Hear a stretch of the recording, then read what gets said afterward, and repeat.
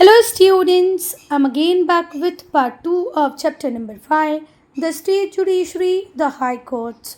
Students, I hope you'll have seen part 1 of this chapter. If not, do watch it. बेटा part 1 में हम लोग यहाँ तक कंप्लीट पढ़ चुके हैं. पार्ट 2 हम स्टार्ट करेंगे jurisdiction of the high court. अब हम देखेंगे हमारे हाई कोर्ट के जुरिडिक्शन को. जुरिडिक्शन का मतलब होता है क्षेत्राधिकार. आई बात समझ में? तो हमारे उच्च न्यायालय के जुरिडिक्शन को हम डिस्कस करेंगे. बेटा जब हमारा कॉन्स्टिट्यूशन बन रहा था ना, तब बहुत सारे हाई कोर्ट हमारी कंट्री में काम कर रहे थे. मतलब कॉन्स्टिट्यूशन बाद में बना है, हाई कोर्ट्स पहले से इंडिया में थे. और यही वजह थी जिसकी वजह से कॉन्स्टिट्यूशन ने जो जुरिडिक्शन एरिया रखा हाई कोर्ट का, वो सेम ही रखा कि भाई हमसे पहले तो आप काम कर रहे थे, तो आप जो काम कर रहे थे, आपका क्षेत्र अधिकार जितना था, आपके पास जितनी पावर्स थी, आपके पास जितनी शक्तियाँ थी, जो आपका जुरिडिक्शन एरिया था, वो एज इट इज़ रहेगा, सेम ही रहेगा. कॉन्स्टिट्यूशन बनने के बाद भी उसमें कोई फेरबदल या बदलाव नहीं होगा. इसी रीज़न से जो कॉन्स्टिट्यूशन था उसने प्रोवाइड किया जुरिडिक्शन हाई कोर्ट को सेम जैसा पहले था वैसा ही आपके पास बाद में भी रहेगा. कहा कि भाई कॉन्स्टिट्यूशन बनने के पहले जो सारी पावर आपके पास थी, जो जुरिडिक्शन एरिया आपके पास था, वही सेम रहेगा. क्लियर है? तो बेटा समझ में आ गया होगा. नहीं आया तो एक बार फिर से सुनो कि भाई हमारे कॉन्स्टिट्यूशन ने हाई कोर्ट के जुरिडिक्शन एरिया और उसकी पावर्स में कोई चेंज नहीं किया. जैसे पहले हाई कोर्ट्स के पास पावर थी, जैसा पहले उसके पास जुरिडिक्शन एरिया था, सेम उसी प्रिंसिपल पे उन्हें जुरिडिक्शन और पावर्स दे दी गई. ठीक है, अब हम डिस्कस करेंगे उनके जुरिडिक्शन को, उनके क्षेत्राधिकार को और उनकी पावर्स को वन बाय वन. तो पहले बेटा अब हम फर्स्ट जुरिडिक्शन को डिस्कस करेंगे, जो है ओरिजिनल जुरिडिक्शन. क्या मतलब होता है बेटा ओरिजिनल जुरिडिक्शन का? मूल क्षेत्राधिकार. बेटा कुछ केसेस ऐसे होते हैं जिनमें अथॉरिटी हाई कोर्ट के पास होती है कि भाई ये केस हाई कोर्ट में ही पहली बार सुना जाएगा, इस पे डिसीज़न पहली बार हाई कोर्ट में ही दिया जाएगा. ठीक है, जो ओरिजिनल जुरिडिक्शन होता है वो उन सारे केसेस की बात करता है जिनमें हाई कोर्ट के पास अथॉरिटी होती है कि भाई ये केस पहली बार हाई कोर्ट में ही सुना जाएगा, है ना. इस पे डिसीज़न जो वर्डिक्ट होगा फर्स्ट इंस्टेंस में हाई कोर्ट ही देगा. तो ओरिजिनल जुरिडिक्शन एक्सटेंड करता है वो सारे केसेस तक जहाँ पर हाई कोर्ट के पास अथॉरिटी होती है उन केसेस को सुनने की, उन केसेस को डिसाइड करने की. जनरली हम सब क्या सोचते हैं बेटा कि जो हाई कोर्ट है वो तो एक अपीलिएट जुडिशरी ही है, अपीलिएट जुडिशल बॉडी ही है. क्यों? क्योंकि बहुत सारे केसेस जो हाई कोर्ट में डिस्कस किए जाते हैं वो कहीं ना कहीं वो केसेस होते हैं जिन पे सुनवाई पहले सबॉर्डिनेट कोर्ट कर चुका है, जिन पे वर्डिक्ट सबॉर्डिनेट कोर्ट दे चुका है, पर जो दो पार्टी सबॉर्डिनेट कोर्ट में केस को लड़ रही थी उनमें से एक अब सबॉर्डिनेट कोर्ट के फैसले से सेटिस्फाई नहीं है. अब वो सुप्रीम कोर्ट तो जाएगी नहीं सीधे, वो कहाँ जाएगी? पहले हाई कोर्ट जाएगी, फिर हाई कोर्ट से अगर सेटिस्फाई नहीं होगी तो सुप्रीम कोर्ट जा सकती है, पर पहले तो वो कहाँ ही जाएगी? हाई कोर्ट नहीं जाएगी. तो जनरली जो जुरिडिक्शन होता है कोर्ट का वो अपीलिएट ही होता है, that is appeal against the judgment of subordinate court. अगर पार्टीज जो सबॉर्डिनेट कोर्ट में केस लड़ रही थी उनमें से एक भी अगर सेटिस्फाई नहीं है सबॉर्डिनेट कोर्ट के फैसले से, तो वो कहाँ अपील कर सकती है बेटा? हाई कोर्ट में. क्लियर है? पर ऐसा बिल्कुल भी नहीं है कि हाई कोर्ट में सिर्फ अपीलिएट केसेस को ही सुना जाता है. ओरिजिनल जुरिडिक्शन पावर भी हाई कोर्ट के पास है, but high court has original jurisdiction also with respect to following matters. अब हम वन बाय वन मैटर्स को डिस्कस करेंगे कि भाई कौन से वो मैटर्स हैं. पहला, विल से रिलेटेड जो भी केसेस होंगे, विल बोले तो वसीयत, वो हाई कोर्ट जा सकते हैं. डाइवोर्स के केसेस जाएंगे हाई कोर्ट, मैरिज के केसेस जाएंगे. एडमिरलिटी मतलब रूल्स रेगुलेशन रिगार्डिंग नेवी, सी, ओशन, ये भी हाई कोर्ट में जाएंगे. नेवी तो नहीं बोलना चाहिए, रिगार्डिंग सी, ओशन, शिप्स, नेवी छोड़ दो, है ना. कंपनी लॉ, फिर से विल मतलब वसीयत, डिवोर्स मतलब तलाक के केसेस, मैरिज मतलब शादी। एडमिरलिटी में आप शिप से रिलेटेड, सी से रिलेटेड जो केसेस होंगे वो एडमिरलिटी में आएंगे। Company law, contempt of court, इन सबको हाई कोर्ट सीधे अपने पास ले सकता है। दूसरा, कॉन्स्टिट्यूशनल केसेस। बेटा कॉन्स्टिट्यूशनल केसेस भी हाई कोर्ट के ओरिजिनल जुरिडिक्शन एरिया में ही आते हैं। हाई कोर्ट के पास पूरी पावर होती है कि वो कॉन्स्टिट्यूशन को इंटरप्रेट कर सके। इंटरप्रेट करने का मतलब बताया था मैंने आपको, व्याख्या करना। ठीक है, ये जो पावर है हाई कोर्ट की, इसे कहते हैं पावर ऑफ जुडिशियल रिव्यू। तो हमारे हाई कोर्ट के पास जुडिशियल रिव्यू की पावर है। तो अगर कॉन्स्टिट्यूशन से रिलेटेड कोई केस होगा तो उसे भी सीधे हाई कोर्ट अपने पास ले सकता है, हाई कोर्ट में ही वो केस आएंगे। तीसरा, जो हाई कोर्ट होंगे उनके पास पावर होगी कि वो रिट्स लिख सकते हैं। क्यों लिखेंगे रिट्स? रिट्स क्या होती है? एक ऑफिशियल ऑर्डर होता है किसी भी अथॉरिटी के लिए, गवर्नमेंट हो प्राइवेट हो, कि भाई आप ये काम कर सकते हो और ये काम नहीं कर सकते हो। तो जो रिट्स लिखने का राइट है वो सुप्रीम कोर्ट के पास भी है और हाई कोर्ट के पास भी है। रिट्स क्यों लिखी जाती हैं? फंडामेंटल राइट्स को एनफोर्स करने के लिए। फोर्थ, जो हाई कोर्ट होते हैं उनके पास इलेक्शन पेटिशंस को सुनने का भी पूरा राइट है, उनका क्षेत्राधिकार है कि वो इलेक्शन पेटिशंस को सुने। क्लियर है बेटा? अब हम फिफ्थ पॉइंट को डिस्कस करेंगे। देखो, जब तक कॉन्स्टिट्यूशन नहीं बना था तब तक हाई कोर्ट कौन सा वाला? बॉम्बे वाला, जिसे आज हम मुंबई कहते हैं, और मद्रास वाला जिसे हम आज चेन्नई कहते हैं। तो बेटा जब तक कॉन्स्टिट्यूशन एनफोर्समेंट में नहीं आया था, है ना, तब तक जो हाई कोर्ट था बॉम्बे का और जो हाई कोर्ट था मद्रास का, इन्हें ओरिजिनल जुरिडिक्शन अवेलेबल था सारे सिविल मैटर में, सारे क्रिमिनल मैटर्स में related to Christian and Parsis. फिर से ध्यान से सुनो, कॉन्स्टिट्यूशन के कमेंसमेंट में आने के पहले तक जो बॉम्बे हाई कोर्ट था, जो मद्रास कोर्ट था, इनके पास पूरे पावर्स थे related to Christian and Parsi community. भले कोई सिविल केस हो, क्रिमिनल केस हो, इनके पास पूरी अथॉरिटी थी। और बेटा कॉन्स्टिट्यूशन के आने के बाद भी इनके पास ये पावर रही। ठीक है, किसके पास? हाई कोर्ट के पास ये पावर रही कि वो सारे सिविल और सारे क्रिमिनल केसेस को सुनेगा जो किससे जुड़े होंगे? क्रिश्चियन और पारसी से। ठीक है, और ये क्षेत्राधिकार हाई कोर्ट का कब तक रहा? 1973 तक रहा। मतलब ध्यान से सुनो बेटा, 1973 के पहले अगर क्रिश्चियंस और पारसी से जुड़ा हुआ कोई भी मैटर होगा, भले वो सिविल होगा या क्रिमिनल होगा, वो सीधे कहाँ ही सुना जाएगा? हाई कोर्ट ऑफ बॉम्बे में और हाई कोर्ट ऑफ मद्रास में। पर 1973 में इसमें चेंज किया गया। बट इन 1973 जो क्रिमिनल जुरिडिक्शन था उसे ले लिया गया। These high courts, however, continue to have original jurisdiction in civil cases. पर आज भी क्रिश्चियन कम्युनिटी, पारसी कम्युनिटी से रिलेटेड जो भी केसेस होंगे, सिविल केसेस होंगे, वो हाई कोर्ट में ही सुने जाएंगे। पर क्रिमिनल जुरिडिक्शन अब इनसे ले लिया गया है। अब हम बात करेंगे अपीलिएट जुरिडिक्शन की, सेकेंड पॉइंट।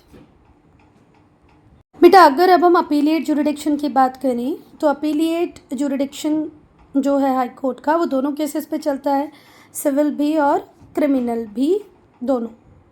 अब कैसे चलता है वो ध्यान से देखना। सिविल केसेस की अगर हम बात करें तो हाई कोर्ट उन सारे फैसलों को वापस से सुनेगा जिनकी अपील हाई कोर्ट के पास आई होगी कि भाई ये जो केस है वो डिस्ट्रिक्ट कोर्ट में लड़ा जा चुका है, डिस्ट्रिक्ट जज ने उसके अगेंस्ट में डिसीजन भी दे दिया है, पर हम उस डिसीजन से सेटिस्फाई नहीं, हम चाहते हैं हाई कोर्ट इस केस को एक बार फिर से दिखे।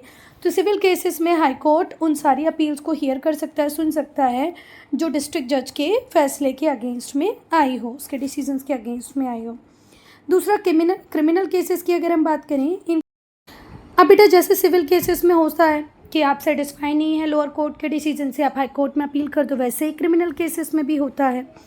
ठीक है, तो यहाँ पर जो अपीलिएट जुरिडिक्शन एरिया है हाई कोर्ट का, वो किस एक्सटेंट तक है? पहली कंडीशन हम डिस्कस करेंगे कि भाई अगर आप सेशन जज या एडिशनल सेशन जज का जो डिसीज़न है उसके अगेंस्ट में है तो आप हाई कोर्ट जा सकते हैं, पर एक कंडीशन है कि उस सेशन जज ने या एडिशनल सेशन जज ने जो सज़ा सुनाई हो वो 7 साल से ज़्यादा की हो।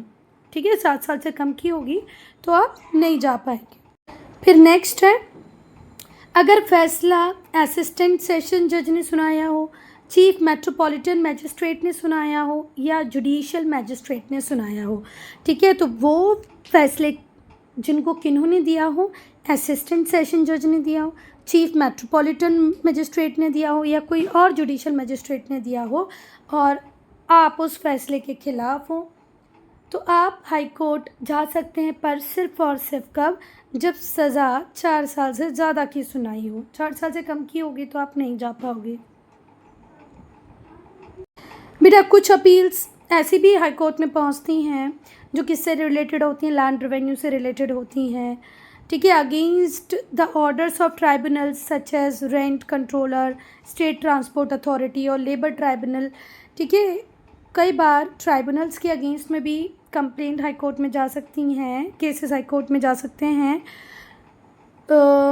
जो ट्राइब्यूनल से रिलेटेड हो, जैसे कि rent controller, state transport authority और लेबर ट्राइब्यूनल। अब बेटा दिमाग में क्वेश्चन आ रहा होगा कि ट्राइब्यूनल्स क्या है, तो बेटा ट्राइब्यूनल भी स्पेशल टाइप के कोर्ट ही होते हैं, इनके पास भी अथॉरिटी होती है कुछ केसेस को देखने की।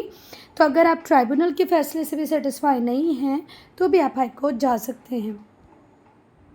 अच्छा बेटा, जो चीज़ें अभी हमने ऊपर पॉइंट्स में डिस्कस की कि 7 साल से ज़्यादा सज़ा हो तो हाई कोर्ट में डिस्कस किया जा सकता है, उस केस को 4 साल से ज़्यादा सज़ा हो तो डिस्कस किया जा सकता है, ये तो कुछ कंडीशन हैं ही हैं बेटा। पर इनके अलावा एक और बहुत इम्पॉर्टेंट चीज़ है जो आपको जाननी चाहिए कि सेंटेंस ऑफ डेथ, इसे भी हाई कोर्ट ने पहले कंफर्म करना चाहिए, तभी डेथ पेनल्टी या सेंटेंस ऑफ डेथ को आप क्या कर सकते हो, फॉलो कर सकते हो। आई बात समझ में? अगर फांसी की सज़ा सुनाई गई है तो उसका कंफर्मेशन हाई कोर्ट ने दिया होना चाहिए, नहीं तो फांसी की सज़ा नहीं हो सकती। लोअर कोर्ट्स के पास ये राइट नहीं है। लोअर कोर्ट्स भी अगर दे रहे हैं तो पहले वो कंफर्म होना चाहिए किससे, हाई कोर्ट से। क्लियर है? अब हम बात करेंगे रिवाइजरी जुरिडिक्शन की। अब रिवाइजरी वर्ड से ही आपको पता चल रहा होगा कि जो कुछ हो चुका है उसको एक बार फिर से देखना है ना। तो रिवाइजरी क्षेत्राधिकार को हम क्या बोलते हैं, पुनर्निरीक्षण क्षेत्राधिकार। जो हाई कोर्ट होते हैं वो सबऑर्डिनेट कोर्ट से कह सकते हैं भैया कि आप रिकॉर्ड्स हमें भेजो। अगर हाई कोर्ट को ऐसा लगता है कि जो सबऑर्डिनेट कोर्ट्स हैं वो अपने जुरिडिक्शन एरिया के बाहर काम कर रहे हैं, जब भी हाई कोर्ट को ऐसा लगे कि भाई ये जो सबऑर्डिनेट कोर्ट है ये उस काम को भी कर रही है जो काम इसे दिया ही नहीं गया है, जो एरिया इसका है ही नहीं, उसमें भी जा कर के ये काम कर रही है, तो ऐसा अगर हाई कोर्ट को लगता है तो वो किसी भी केस के रिकॉर्ड को सबऑर्डिनेट कोर्ट से अपने पास मंगवा सकती है। और कई बार हाई कोर्ट को ये भी लगता है कि किसी केस को जो सबऑर्डिनेट कोर्ट्स हैं वो प्रॉपर तरीके से डील ही नहीं कर रही हैं, इन सारे केसेस में हाई कोर्ट के पास ये पूरी अथॉरिटी है कि वो सुप्रीम कोर्ट सबऑर्डिनेट कोर्ट को कन्फ्रंट करें, उनसे रिकॉर्ड्स मंगवाएं, है ना, उनके दिए हुए डिसीजंस के ऊपर फिर से बात करें। बेटा अगर हाई कोर्ट को ऐसा लग जाए कि भाई सबऑर्डिनेट कोर्ट को जो पावर्स दी गई हैं उसके बाहर जाके वो काम कर रहा है, या जो ज्यूरिडिक्शन एरिया है सबऑर्डिनेट कोर्ट का वो उसके बाहर जाके काम कर रहा है, ठीक है, वो काम भी कर रहा है जो उसे कभी दिया ही नहीं गया, तो हाई कोर्ट सबऑर्डिनेट कोर्ट के अगेंस्ट जाकर फैसला दे सकता है। दूसरी बात, कई बार हाई कोर्ट देखता है कि जो काम कर रही है सबऑर्डिनेट कोर्ट उसमें बहुत सारी इरेगुलरिटीज़ हैं, तो भी हाई कोर्ट अपने शक्तियों का प्रयोग करके सबऑर्डिनेट कोर्ट को डांट सकता है, फटकार सकता है, ठीक है, उनकी केसेस को वापस से रिविज़िट कर सकता है।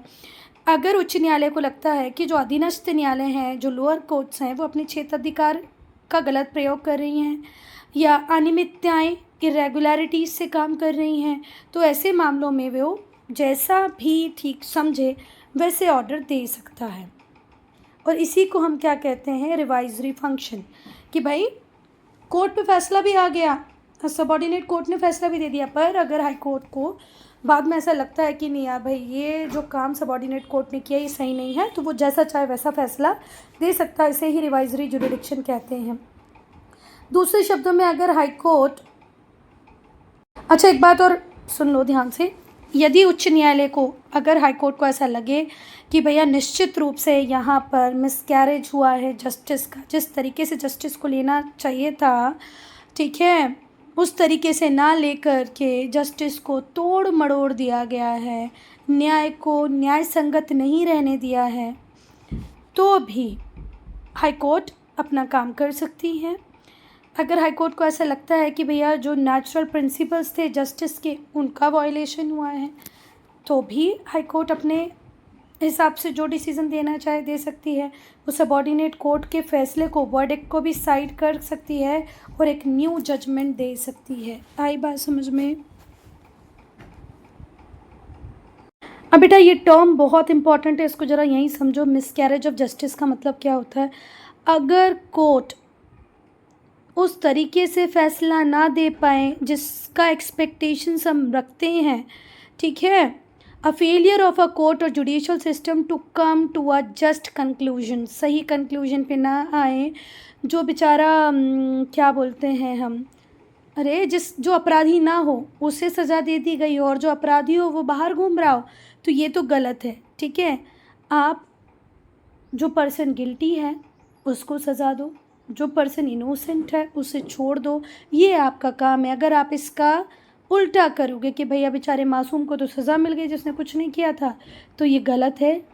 अगर ऐसा हाई कोर्ट को लग जाए किसी केस में, तो हाई कोर्ट सबॉर्डिनेट कोर्ट के वर्डिक्ट को साइडलाइन करके अपना नया वर्डिक्ट देते हैं।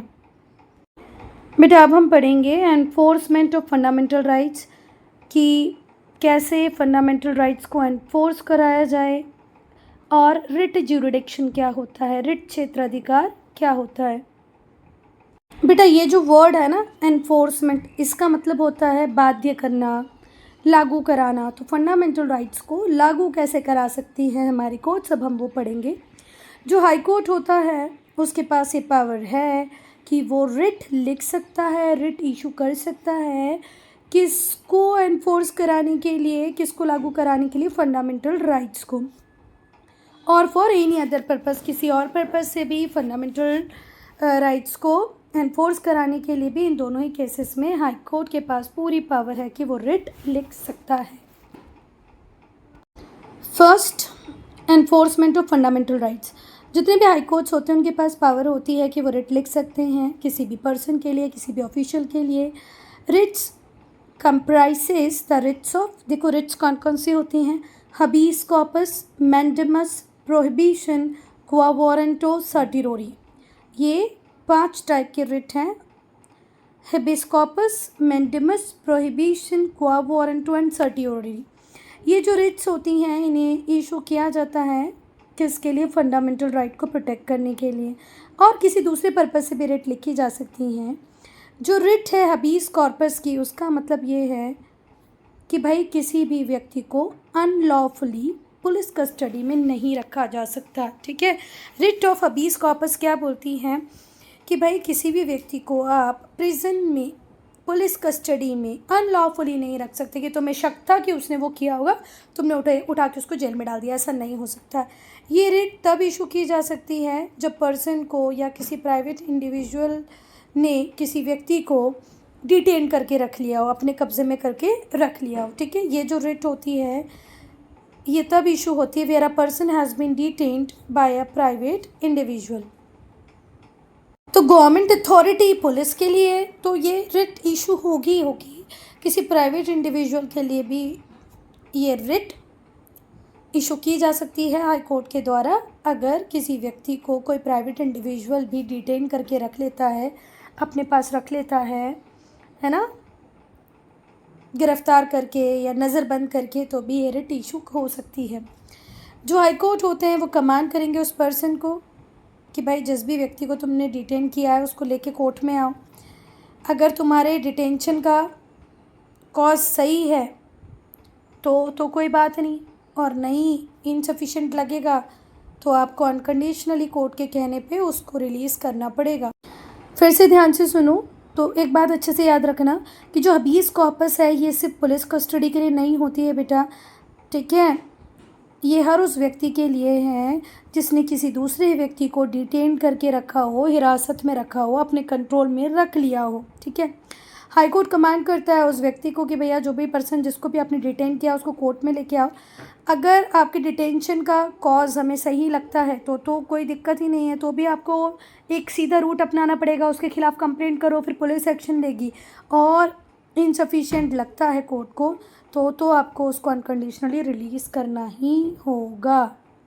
अगर हम रिट ऑफ मैंडेमस की बात करें तो ये रिट का यूज़ कब होता है, जब हायर कोर्ट्स को लगे कि भैया जो लोअर कोर्ट्स हैं, जो इन्फीरियर कोर्ट्स हैं, वो अपना काम सही से नहीं कर रहे हैं, जिस तरीके से उनको उनकी लीगल ड्यूटीज़ को परफॉर्म करना चाहिए वो वैसे नहीं कर रहे हैं, या किसी इंडिविजुअल को जो काम जैसे करना चाहिए वो काम अगर उस तरीके से ना करे, है ना, जो लीगली ऑथोराइज्ड हो, तो भी उसके खिलाफ़ रिट ऑफ मैंडेमस इशू की जा सकती है।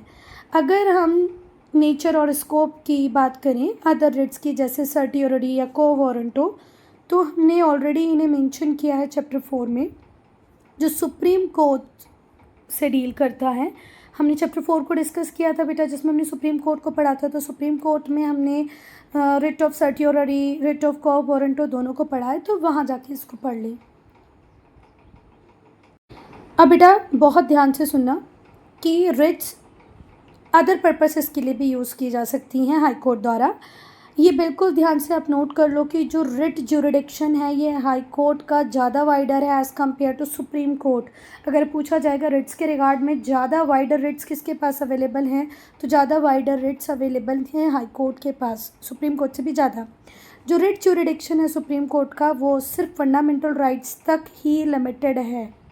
ठीक है, पर ये जो वर्ड है फॉर एनी अदर पर्पस, ये फंडामेंटल राइट से अलग हुआ ना, तो सुप्रीम कोर्ट रिट लिख सकता है सिर्फ किस पर्पस के लिए, एंड फंडामेंटल राइट्स को एनफोर्स कराने के लिए।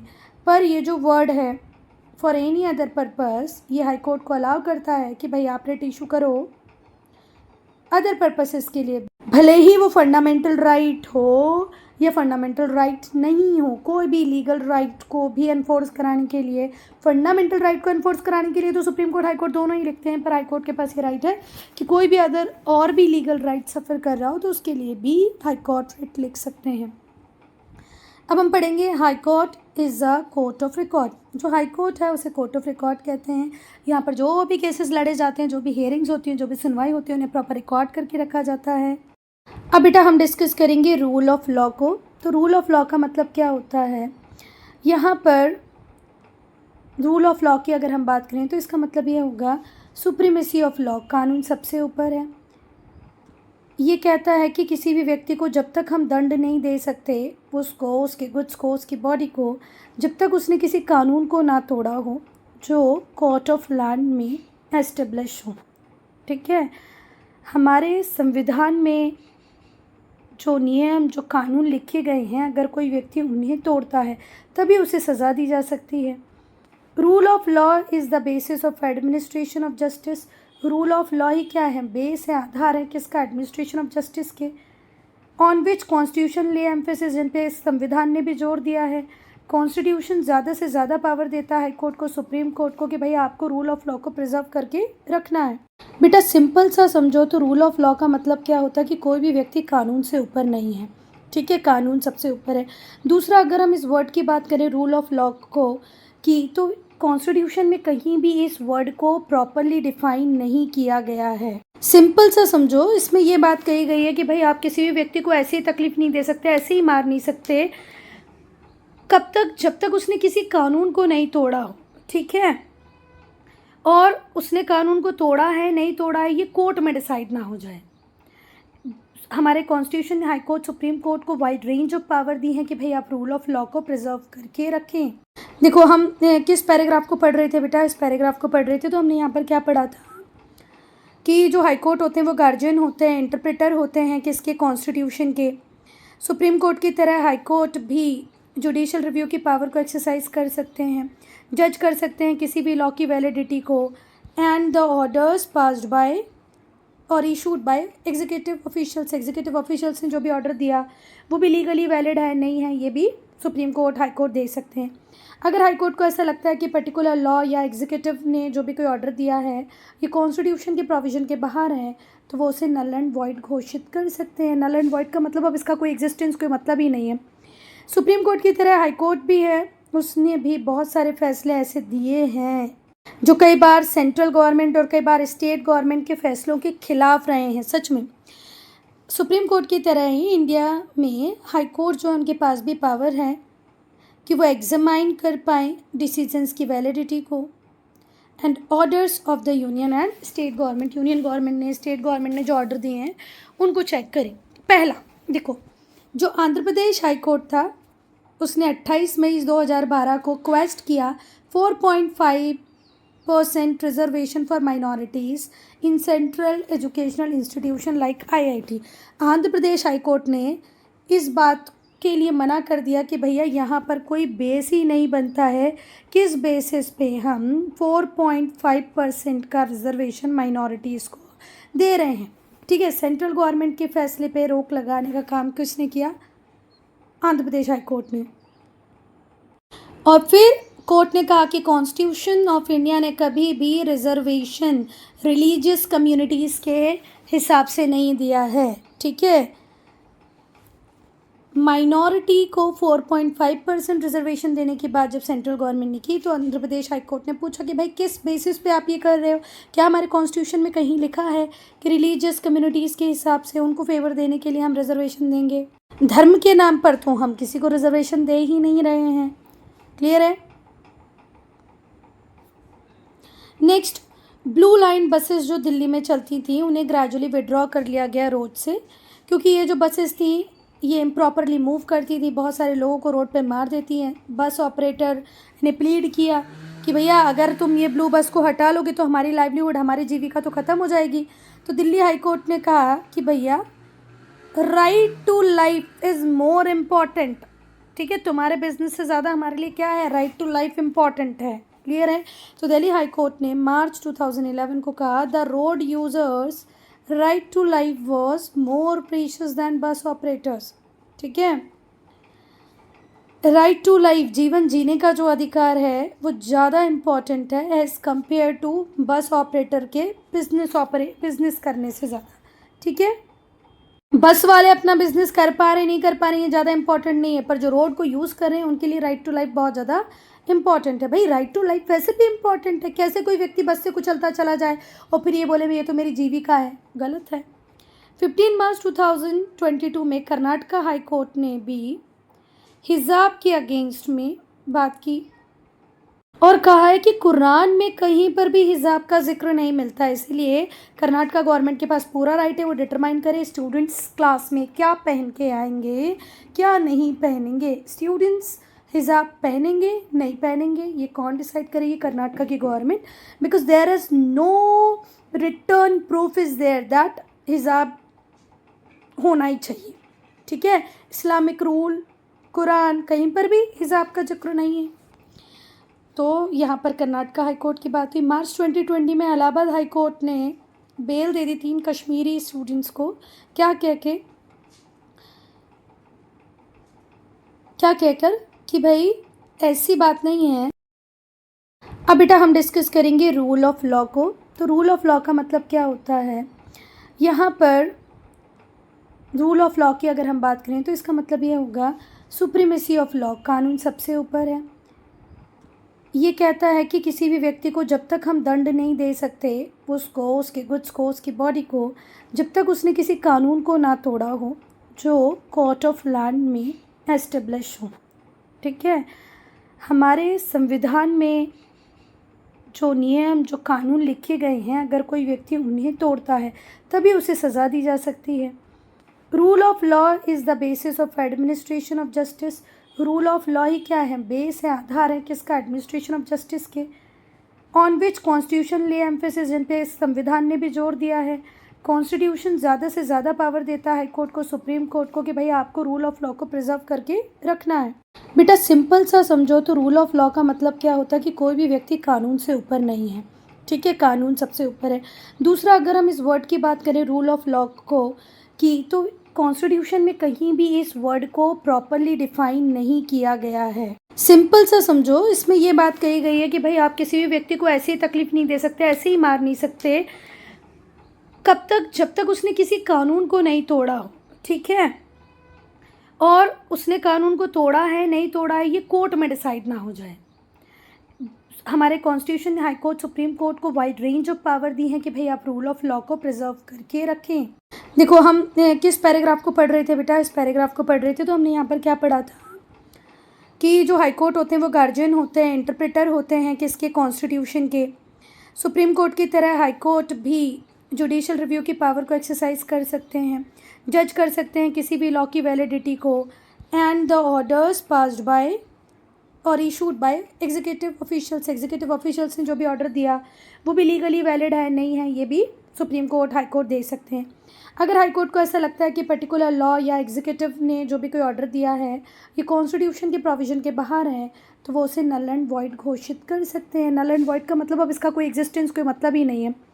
सुप्रीम कोर्ट की तरह हाई कोर्ट भी है, उसने भी बहुत सारे फैसले ऐसे दिए हैं जो कई बार सेंट्रल गवर्नमेंट और कई बार स्टेट गवर्नमेंट के फैसलों के खिलाफ रहे हैं। सच में सुप्रीम कोर्ट की तरह ही इंडिया में हाई कोर्ट जो उनके पास भी पावर है कि वो एग्जामाइन कर पाएँ डिसीजंस की वैलिडिटी को and orders of the union and state government. Union government ने, स्टेट गवर्नमेंट ने जो ऑर्डर दिए हैं उनको चेक करें। पहला देखो, जो आंध्र प्रदेश हाई कोर्ट था उसने 28 मई 2012 को क्वेस्ट किया 4.5% reservation for minorities in central educational institution like IIT। Andhra Pradesh high court ने इस बात के लिए मना कर दिया कि भैया यहाँ पर कोई बेस ही नहीं बनता है, किस बेसिस पे हम 4.5% का रिजर्वेशन माइनॉरिटीज़ को दे रहे हैं। ठीक है, सेंट्रल गवर्नमेंट के फैसले पे रोक लगाने का काम किसने किया? आंध्र प्रदेश हाई कोर्ट ने। और फिर कोर्ट ने कहा कि कॉन्स्टिट्यूशन ऑफ इंडिया ने कभी भी रिजर्वेशन रिलीजियस कम्युनिटीज़ के हिसाब से नहीं दिया है। ठीक है, माइनॉरिटी को 4.5% रिजर्वेशन देने के बाद जब सेंट्रल गवर्नमेंट ने की तो आंध्र प्रदेश हाई कोर्ट ने पूछा कि भाई किस बेसिस पे आप ये कर रहे हो? क्या हमारे कॉन्स्टिट्यूशन में कहीं लिखा है कि रिलीजियस कम्युनिटीज़ के हिसाब से उनको फेवर देने के लिए हम रिजर्वेशन देंगे? धर्म के नाम पर तो हम किसी को रिजर्वेशन दे ही नहीं रहे हैं। क्लियर है? नेक्स्ट, ब्लू लाइन बसेस जो दिल्ली में चलती थी उन्हें ग्रेजुअली विड्रॉ कर लिया गया रोड से, क्योंकि ये जो बसेस थी ये इम्प्रॉपरली मूव करती थी, बहुत सारे लोगों को रोड पे मार देती हैं। बस ऑपरेटर ने प्लीड किया कि भैया अगर तुम ये ब्लू बस को हटा लोगे तो हमारी लाइवलीहुड, हमारी जीविका तो ख़त्म हो जाएगी। तो दिल्ली हाई कोर्ट ने कहा कि भैया right to life is more important. ठीक है, तुम्हारे बिजनेस से ज़्यादा हमारे लिए क्या है? राइट टू लाइफ इम्पॉर्टेंट है। क्लियर है? तो दिल्ली हाई कोर्ट ने मार्च 2011 को कहा the road users right to life was more precious than bus operators. ठीक है, राइट टू लाइफ, जीवन जीने का जो अधिकार है वो ज़्यादा इम्पॉर्टेंट है as compare to bus operator के बिजनेस करने से ज़्यादा।